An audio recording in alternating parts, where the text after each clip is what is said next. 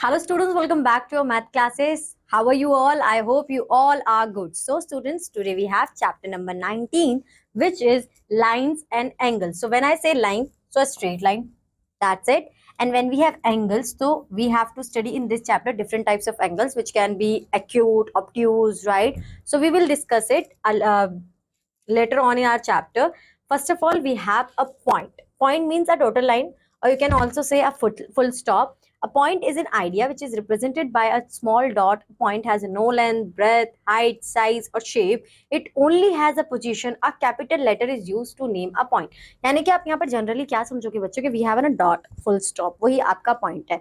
When we have different dots in a sequence in a straight line, so and when we connect it together, then we called it a line.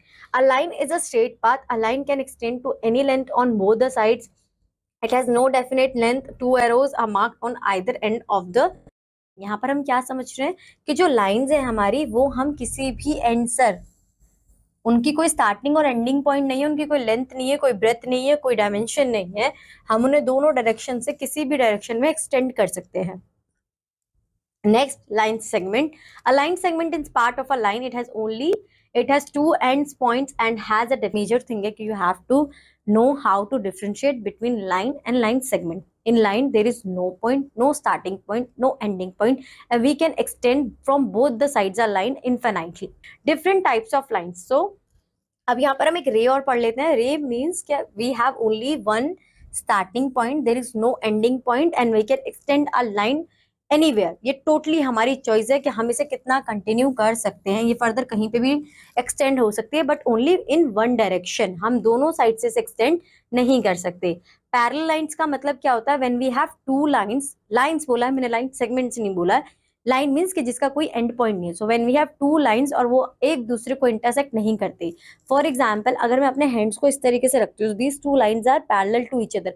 अब मैंने कहीं पे भी further extend करूंगी, ये extend नहीं करेंगे. ठीक है, इन्हें मैं कितना भी आगे कंटिन्यू कर लूं तो इनका इंटरसेक्शन पॉइंट आएगा ही नहीं. इंटरसेक्शन पॉइंट का मतलब होता है कि जब हमारी दो लाइन है, अगर ये हमारी पैरेलल लाइन है और अगर ये एक दूसरे को क्रॉस कर दे इस तरीके से, जो एक क्रॉसिंग है ना, ये हमारा मतलब होता है इसका इंटरसेक्ट. ठीक है, तो पैरेलल लाइंस में इंटरसेक्ट नहीं करती हैं.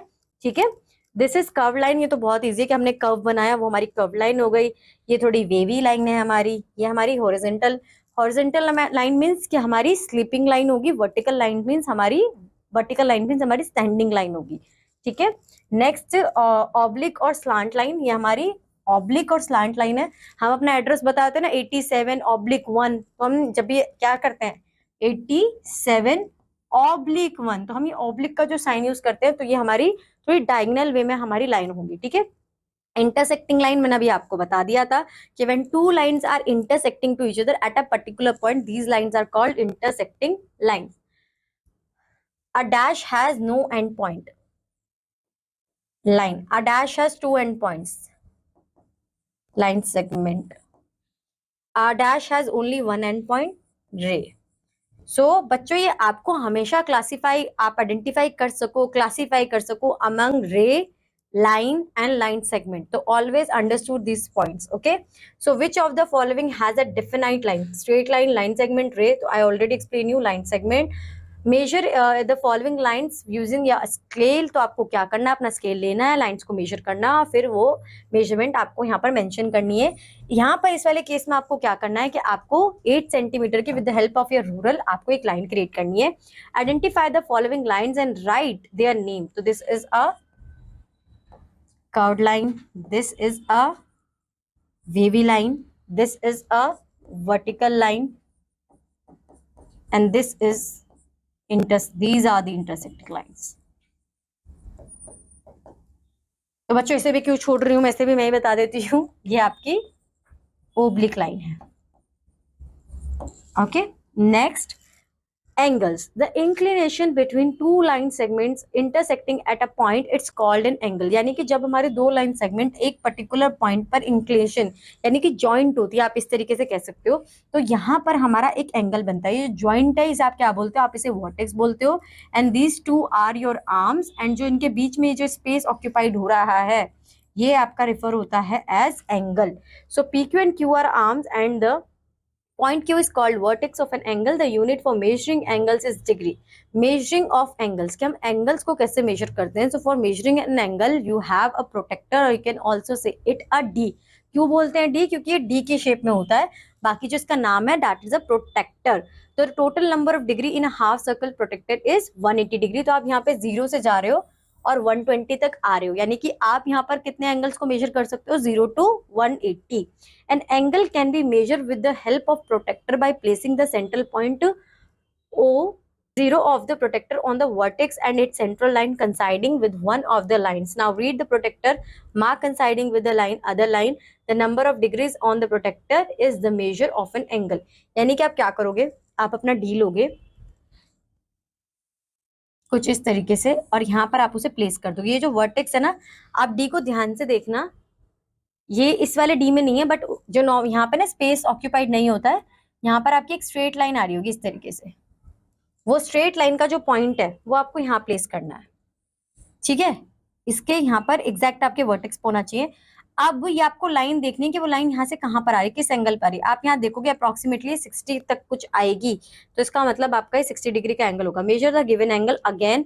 सो आपको क्या करना है, आपको यहाँ पर पॉइंट पर अपना डी पुट करना है और फिर देखना है कि ये जो पीओ लाइन है ये कहाँ पर जा रही है. तो ये 150 पर जा रही है. Kinds of angles we have. तो the first one we have right angle. Right का मतलब ही 90 डिग्री होता है, तो right angle means 90 degree angle. Obtuse angle means के ग्रेटर देन 90 डिग्री और lower than 180 degree. Reflex angle जो कि लाई करते हैं between 180 degree and 360 degree. Acute angle यानी कि जो हमारे लेस देन 90 डिग्री होंगे. Straight angle which is equal to 180 degree. And whole angle. Whole angle यानी कि कंप्लीट एंगल हो गया. होल यानी कि कंप्लीट, तो इट मीन्स 360 डिग्री एंगल. सबसे पहले राइट एंगल, आ स्ट्रेट एल फॉर्म होगा यहाँ पर. ठीक है, अब एक्यूट की बात करिए तो एक्यूट कैसे, कम इसे कम कर देंगे तो आपका एक्यूट बन जाएगा. अब 90 डिग्री से ज्यादा कर देंगे तो आपका ऑब्ट्यूज बन जाएगा. ठीक है, स्ट्रेट करना है तो इन्हें हम इस तरीके से शिफ्ट कर देंगे. एक बच्चों मैं आपको यहाँ पे एडवाइस करूंगी कि आपको ना कुछ ऐसा मतलब बना लेना है. आपको ऐसे 2 पॉइंट्स और आप उसी से आप मैच स्टिक्स की हेल्प से अपने एल बना सकते हो. L means 90 degree. थोड़ा सा स्लांट करोगे तो ऑब्ट्यूज, उसे थोड़ा लो करोगे तो 90 डिग्री, स्ट्रेट करोगे तो आपका 180 डिग्री, पूरा मूव कर दोगे तो आपका 360 डिग्री, और अगर आप इस तरीके से करोगे तो 180 डिग्री और 360 के बीच में lie. Now construct of angles using a compass. की कंपास की हेल्प से हम किस तरीके से अपने एंगल्स को फॉर्म कर सकते हैं, कंस्ट्रक्ट कर सकते हैं. To construct of a angle of 45 degree angle follow the following steps. Draw a ray OA. सबसे पहले हमें अपनी OA ड्रॉ बनानी पड़ेगी, रे. फिर with O as center and suitable radius draw an arc above OA cutting at point B with B as center and the same radius as before. Draw another arc to cut the previous arc at C. Join AC and extend it to D. Then angle AOD is equal to 45 degree. यानी कि आपको क्या करना है, पहले आपको कोई straight line लेनी है.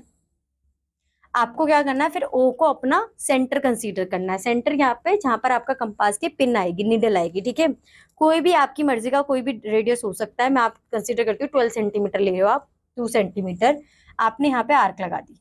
ठीक है, आप ये सेम आर्क 2 सेंटीमीटर क्या करोगे, आर्क कट करोगे अपने इस पर, जो आपकी दूसरी रे है OD पर. अब उसको फिर आप फर्दर एक्सटेंड कर दोगे और जहां पर ये आपका डिस्टेंस आएगा, ये स्पेस ऑक्यूपाइड होगा, ये आपका 45 डिग्री का स्पेस हो जाएगा, यानी कि 45 डिग्री का आपका एंगल हो जाएगा. ठीक है, अब हमें 22.5 डिग्री का बनाना है. 22.5 डिग्री का मीन्स कि 45 डिग्री का हाफ बनाना है. तो आपने अब क्या करना है कि जहां पर आपका ये पॉइंट था, जहां पर ये लाइन इंटरसेक्ट करी, इस पॉइंट से एक आर्क लगानी है यहाँ पर, और इस पॉइंट से एक आर्क लगानी है आपको यहाँ पर. आपका 22.5 डिग्री बन जाएगा. कंस्ट्रक्टर एंगल, यहाँ पर draw the bisector of angle this. Bisector बनाने का तरीका यही है कि जहां पे एंगल बन रहा है वो, और जहां पे उसका पहला वाला पॉइंट था वो, उन दोनों के बीच का आप क्रॉस कर दोगे. Now an angle which is more than 180 degree but less than 360 degree is called reflex angle. ठीक है, and dash angle is less than 90 degree acute. Angle 180 degree is called a straight angle. There are dash degree is in a right angle triangle, that is right angle, sorry, 90 degree. Draw the following angles with the help of a protractor and give the type of angles. तो ये कौन सा है, right angle triangle है, sorry right angle है, ये हमारा obtuse है, ये acute है, और ये होल है। बाकी के बच्चे आप बताओगे, और प्रोटेक्टर की हेल्प से मैंने आपको समझाया ऊपर कैसे ड्रॉ करना है, तो आप कर सकते हो। यहाँ पर अब आपको कंपास की हेल्प से करना है, तो सबसे पहले 90 डिग्री का क्या करोगे, यहाँ पर अपना ये एक स्ट्रेट लाइन लोगे, ठीक है। 2 पॉइंट्स होंगे आपके, ए और बी। ए पे रखकर एक आर्क लगाओगे, बी पे रख के एक आर्क लगाओगे, जहां पे इंटरसेक्ट करोगे ऐसे कनेक्ट कर दोगे, ये आपका 90 डिग्री का एंगल बन जाएगा। Measure the following angles and bisect them into 2। तो बाइसेक्ट कैसे, इन्हें पहले आप कैसे करोगे, 180 डिग्री आपका ये होगा। तो अब यहाँ से एक पॉइंट लोगे, आर्क लगाओगे, यहाँ से एक पॉइंट लोगे, आर्क लगाओगे, ये स्ट्रेट लाइन और इसका बाइसेक्टर आपका बन जाएगा 90। Same for the other angles, you have to do the same thing. Now types of angles, now adjacent angles. Adjacent angles का मतलब क्या होता है कि जब आपका वर्टेक्स कॉमन हो और एक आर्म आपकी कॉमन हो, तो जो एंगल्स फॉर्म होंगे विद द 2 अपोजिट आर्म्स, वो आपके एडजेसेंट एंगल्स होंगे। वर्टिकल अपोजिट एंगल्स का मतलब यह है कि जब आपके पास 2 intersecting lines you have, so the angles form at the intersection point, this is called vertical opposite angles, and vertical opposite angles are equal to each other. Next we have supplementary angles. Supplementary angles means the sum of 2 angles is equal to 180 degree. Okay, the next one is complementary angle, which means the sum of 2 angles is equal to 90 degree. Now find the supplementary angle of AOB who is 65. तो आपको पता है supplementary angle कितना है, सम होगा 180। आपको एक angle given है विच इज 75, तो 180 में से 75 माइनस करेंगे तो we will get our second angle which is 105।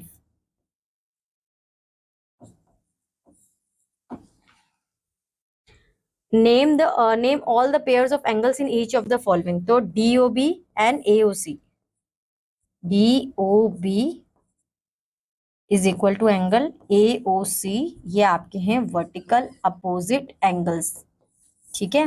बाकी 2 एंगल्स और बन रहे हैं, वो आप यहाँ पर लिखोगे, ये आपके एडजेसेंट एंगल्स हैं। तो COB is equal to BOA, ये आपके एडजेसेंट एंगल्स हैं। बाकी आप बताओगे। Name all the pairs of vertical opposite angles in each of the following. So these are the opposite vertical opposite angles, तो आप यहाँ पे बता सकते हो। तो सेम ही फिगर ऊपर दिया हुआ है, यही आपको रिपीट करना है। Which of the following pairs of angles are supplementary, तो ये 2 जिनका सम 180 डिग्री के इक्वल होगा, दैट इज सप्लीमेंट्री। तो this is a supplementary, this is also a supplementary, this is also a supplementary. और फर्दर आप डिसाइड करोगे कौन से सप्लीमेंट्री हैं और कौन से सप्लीमेंट्री नहीं है। The inclination between 2 line segment intersecting at a point, it's called line segment angle vertex line. क्या कहेंगे उसे, ये हम उसे कहेंगे angle. Okay, the unit of measuring angle is meter, kilogram, degree. A whole angle is measure of 360 degree. The straight angle is a measure of 180 degree. So here is the end of your chapter. I hope students this chapter is clear to you. If you have any kind of doubt, so what you have to do, you have to repeat the content one more time, and then your doubts will be resolved. Okay, so students, now I will meet in your next class with a new chapter. Till that, bye bye, have a good day.